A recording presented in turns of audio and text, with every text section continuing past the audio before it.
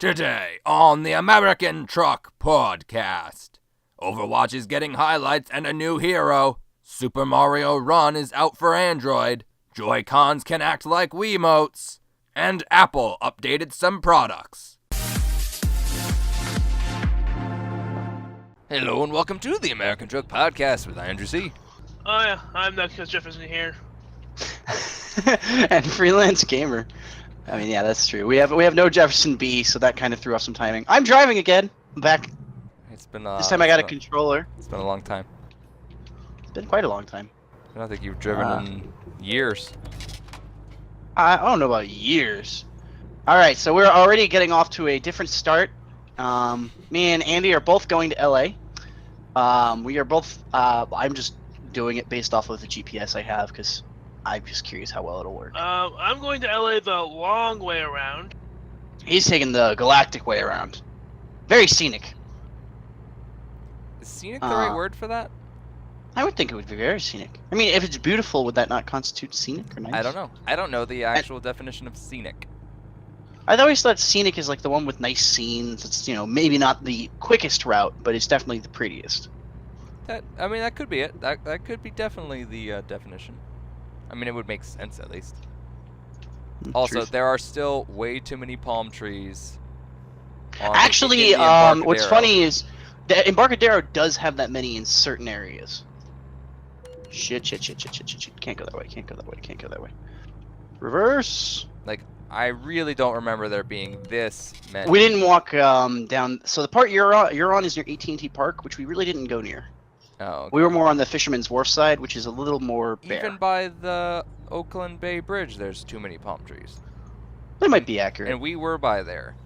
Yeah, I mean there is a good amount of them though. Actually, it's like I think there's like 4 to 5 in between each light, something like that. Might be more.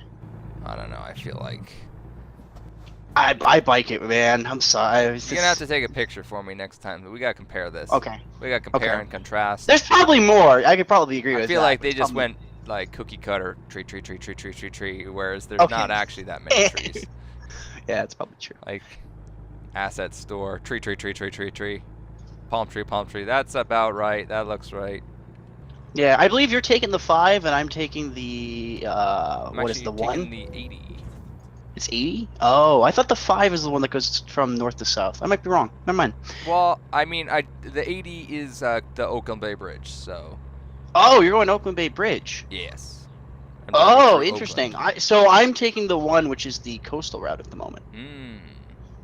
You will definitely have the much nicer looking view than I will.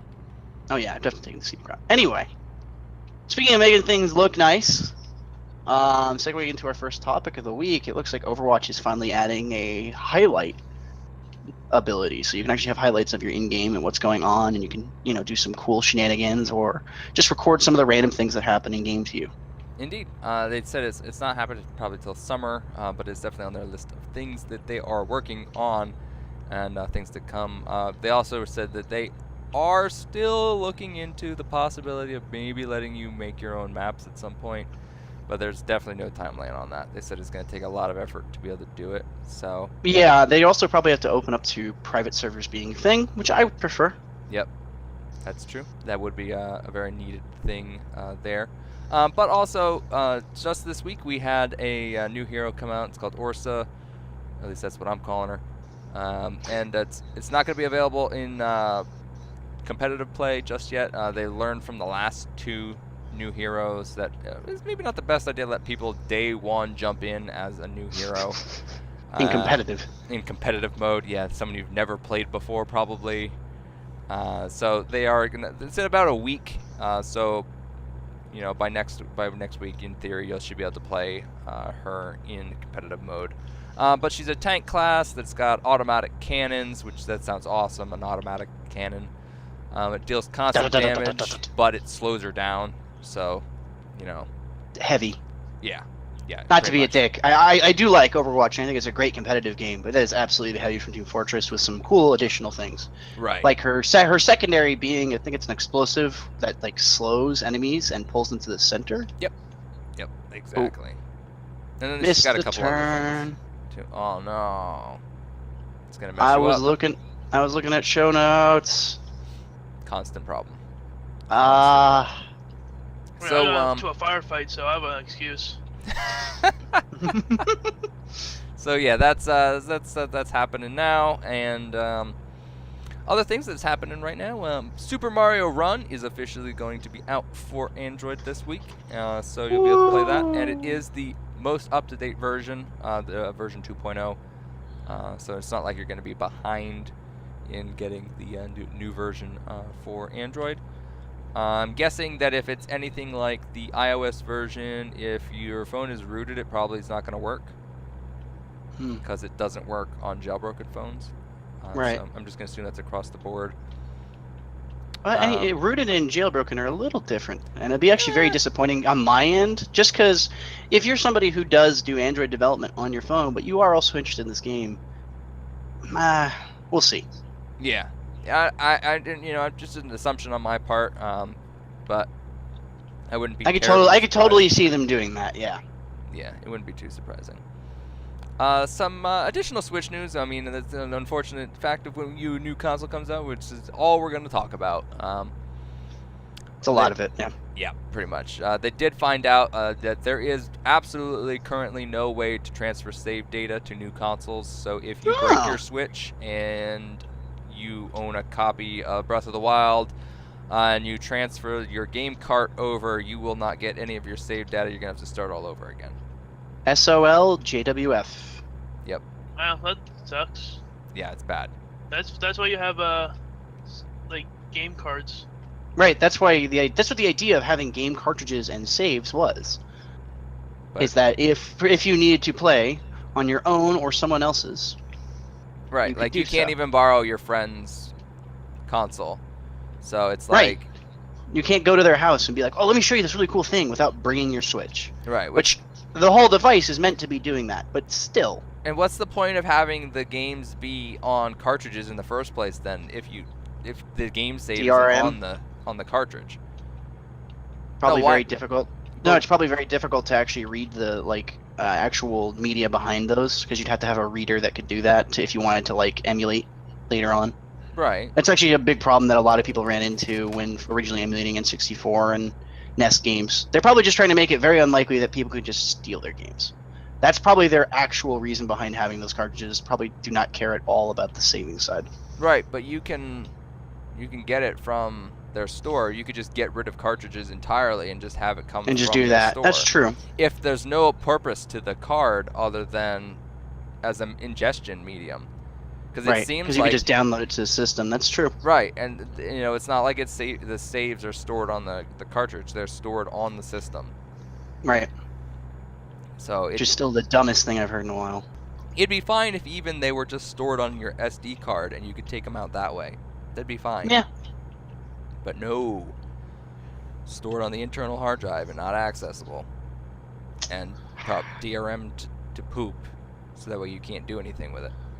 Right. So I mean that goes with what we said last week about how the SD cards aren't transferable either. If you have any Switch data on it, it'll tell you to format the SD card before you can use it. And I mean, it's a whole lot of dumb, little nitpicky things that are actually very large issues. Yeah, they're starting to compile. Starting to become very much they're compounding issues. It's like, okay, this isn't that big a deal, and this isn't, and this isn't, but now all three of them existing at once is creating a problem. Yeah, and certainly very annoying problems, including some of the other things, like people were concerned about scratching their Switch, which Nintendo said they have no idea what people are talking about. They're looking into it, but don't really see that is an actual problem. But some creative... They're so delicate that they don't even... Yeah. They, What do you mean? You don't gently put it in by lowering it? With the 0.1 pounds of pressure, like you should? Yeah, exactly. The highly engineered, you got to put it in perfectly. I did see that apparently there are some cases of the dock not being shaped correctly, where it's actually an engineering problem, which... Again, would make sense. some smart entrepreneurs went ahead and threw up some dock socks on their Etsy pages, which basically is a microfiber and or fleece book cover, but it fits inside. It's shaped properly and appropriately sized for the Switch dock, and it basically lines it in a aesthetically pleasing microfiber fleece plushy covery thing.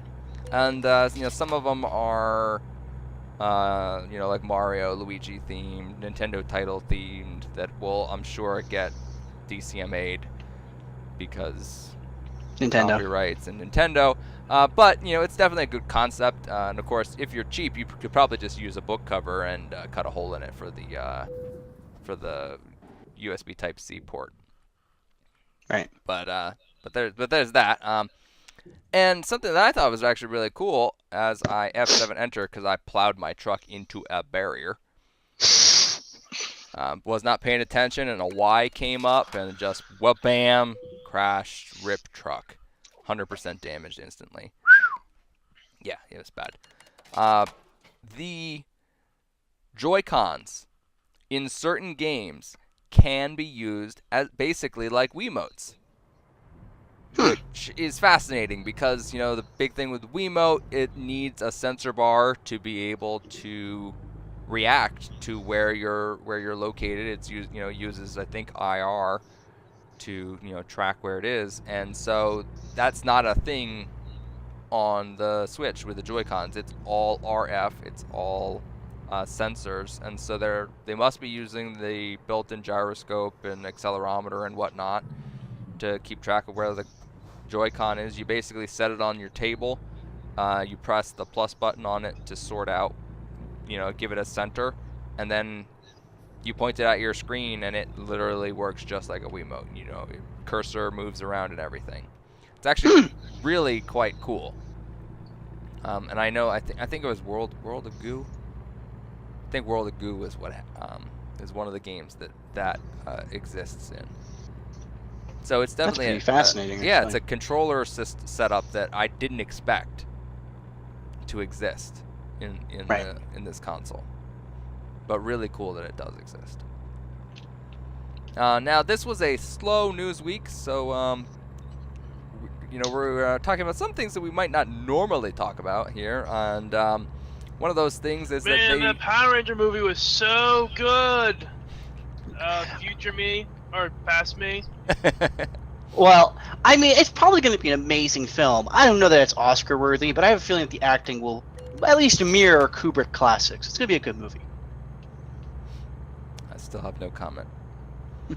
But what I was going to say here is the Game Boy has been emulated onto the Apple Watch, which is fascinating because that is not a platform that,